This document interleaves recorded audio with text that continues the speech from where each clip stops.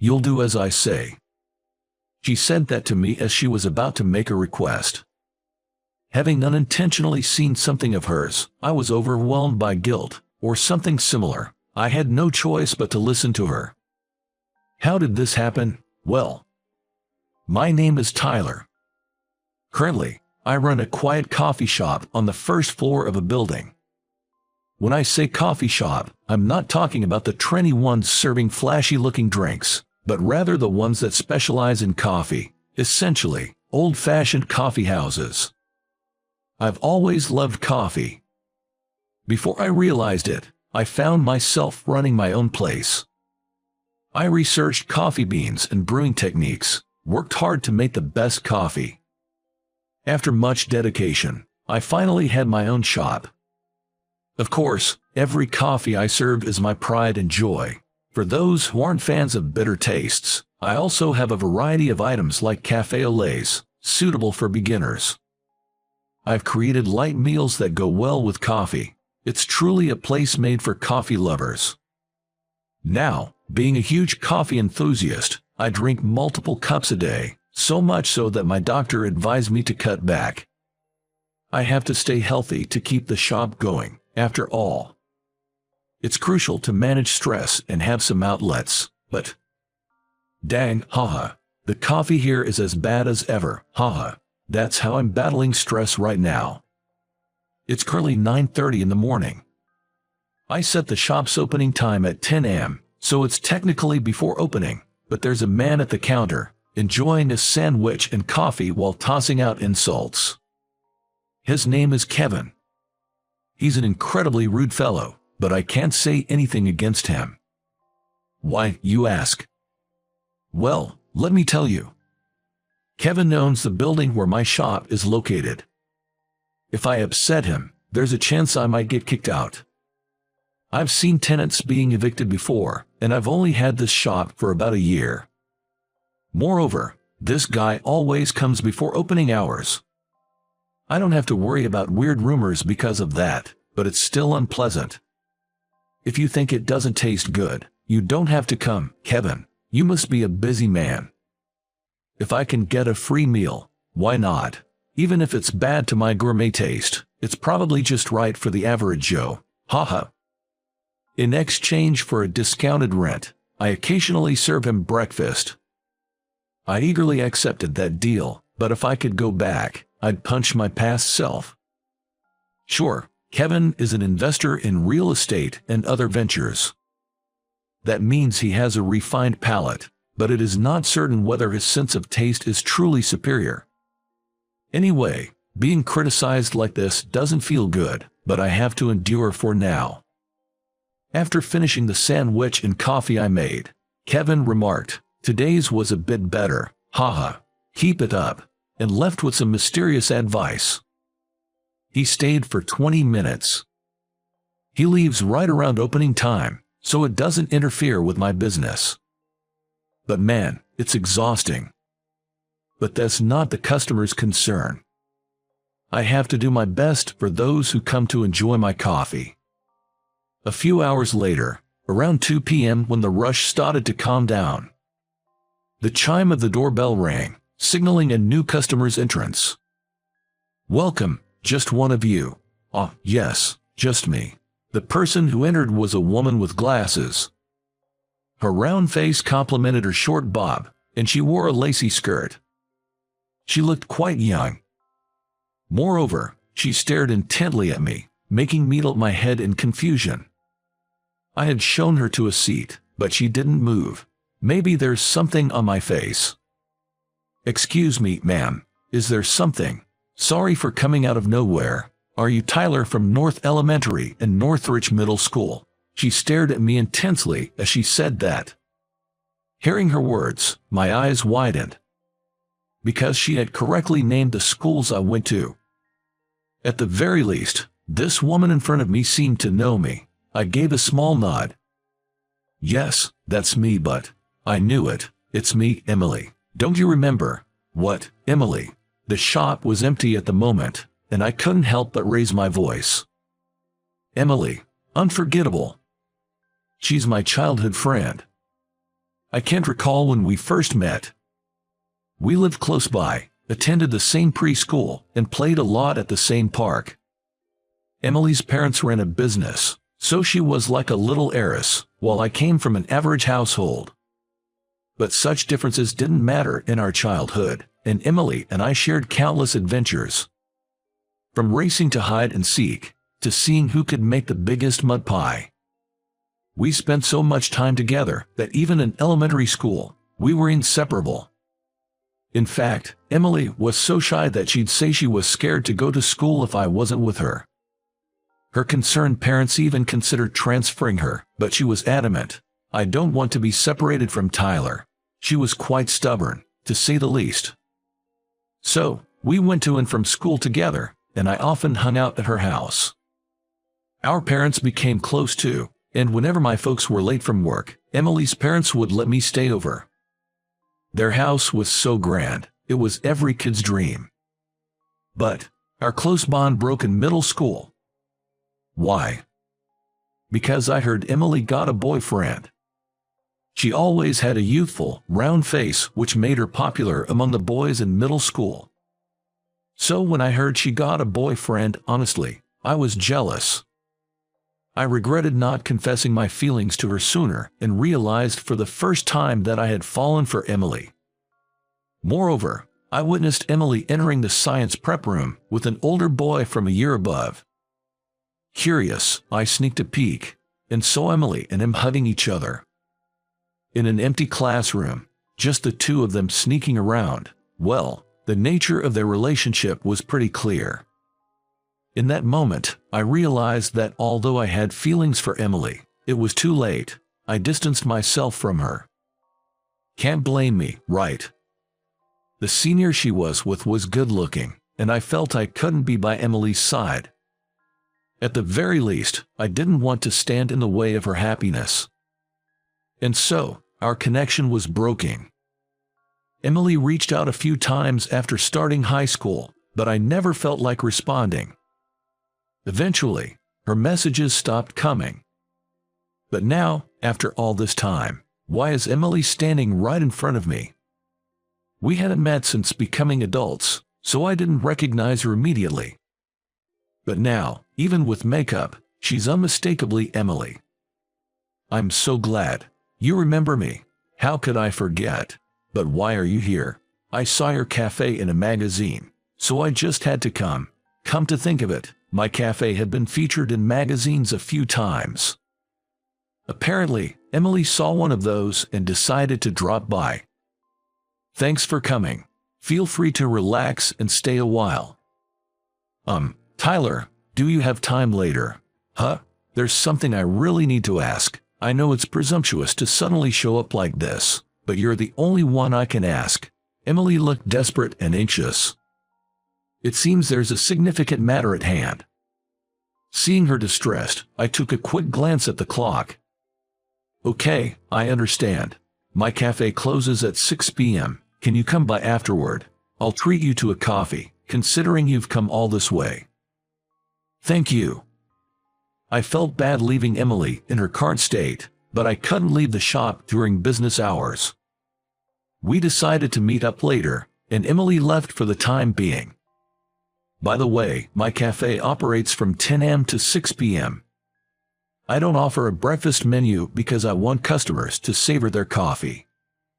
With that thought, I decided to prepare a coffee for Emily and watched her leave.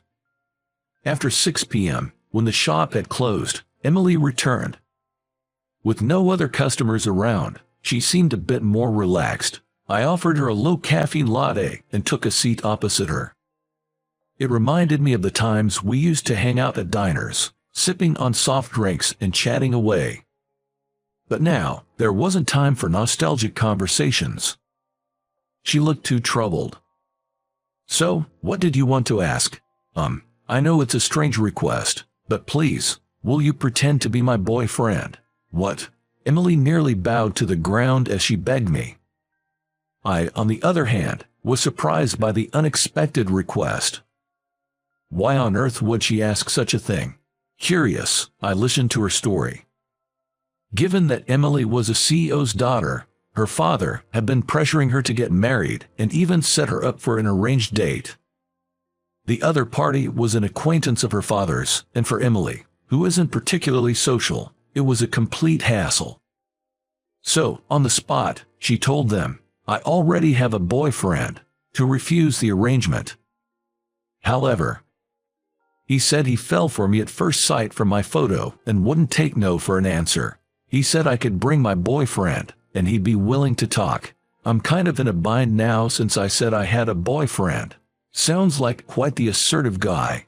Please, just this once, Emily pleaded, bowing her head again. Sure, I've known Emily since we were kids, and if asked about our past, I could easily talk about it. It might even be easy to play along.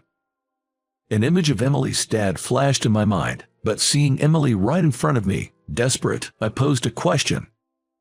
Don't you have a boyfriend now? I remember you had one in middle school, or at least some guy friends.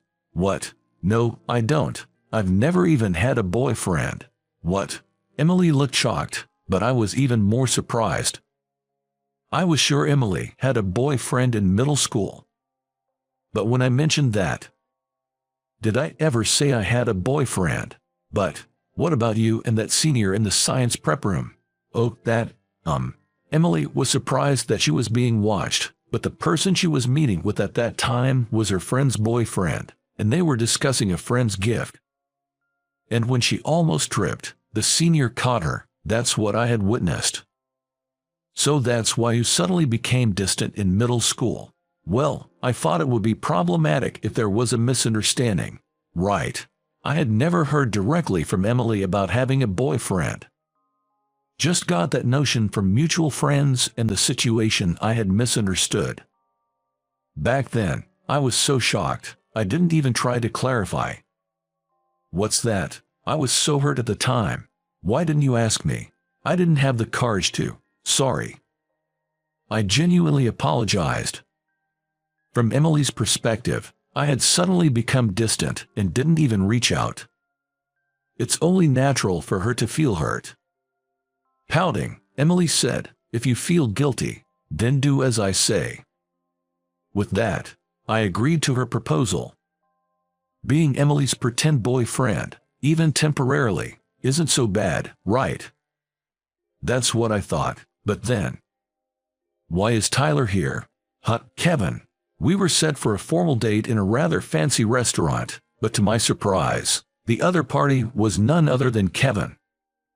Oh boy, this is looking pretty bad. There's even a chance I might get kicked out of the place. But by agreeing to act as Emily's boyfriend, I had already risked offending Kevin.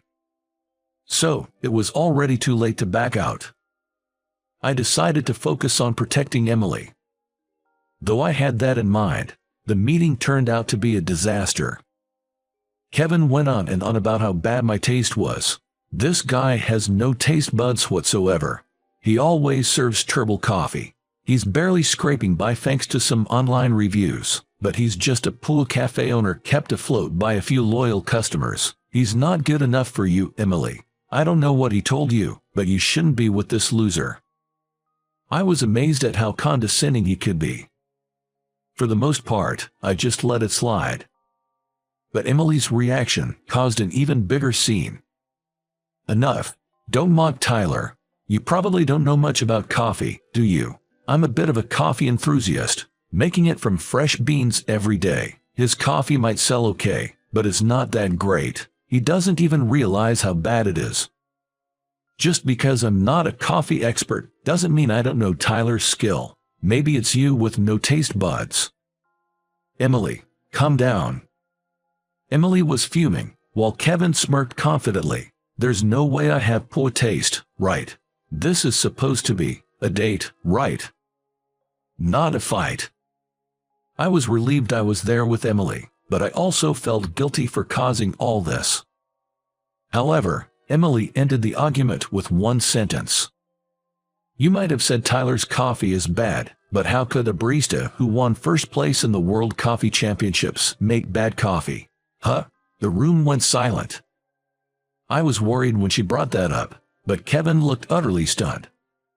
Seeing this, Emily went on the offensive. Tyler's pretty well known in the industry. Even if you think you have a refined palate, calling Tyler's coffee bad doesn't make sense. Yes, personal preference plays a role, but your comments about Tyler lack any real basis. But then why doesn't he advertise that? There was nothing about that in his cafe. Kevin glared at me, to which I sighed and replied, if I flaunted that, it'd bias people's opinions of my coffee, so I was trying not to mention it.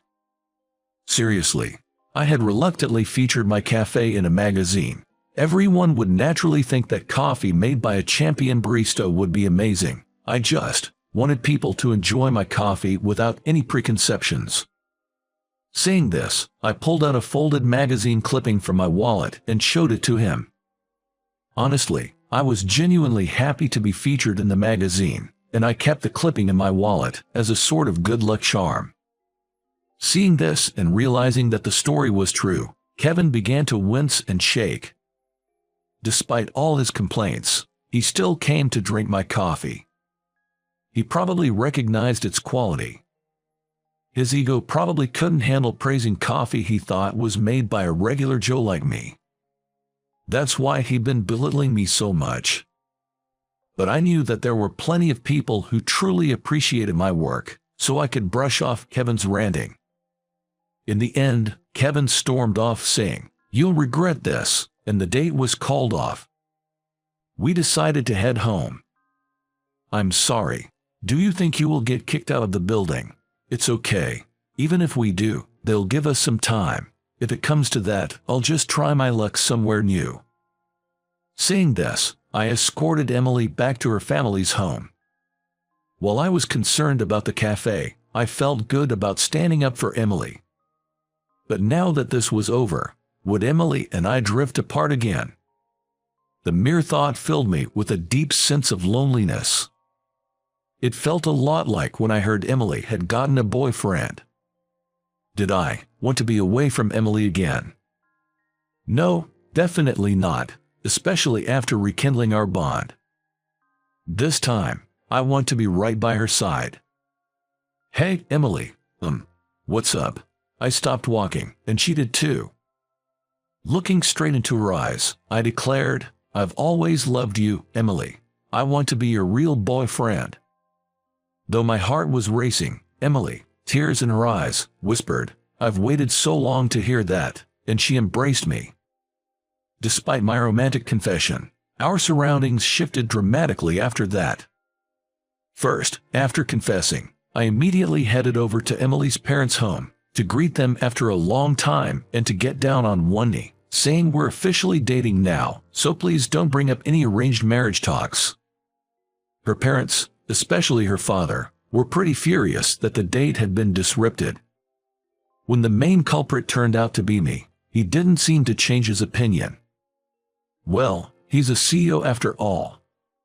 He probably wanted his daughter to marry someone of appropriate status or wealthy.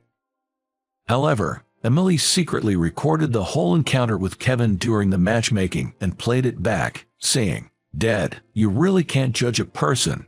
Hearing Kevin's rude remarks, Emily's mother chimed in. If Emily has to marry someone like that, I'd rather she be with Tyler. With that, we gained an ally. In the end, her father gave in, and we were allowed to date. As for the cafe I was worried about, I didn't get kicked out. Actually, Kevin was no longer the owner.